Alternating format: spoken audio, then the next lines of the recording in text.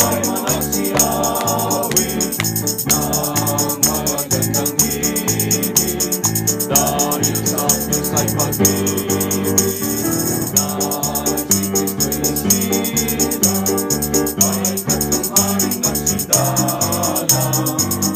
Ang lahat hindi Pasko ay magligaya.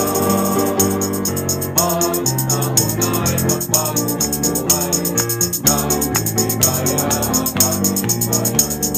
Tayo'y magsikap upang mapagtan natin ang kasaysayan.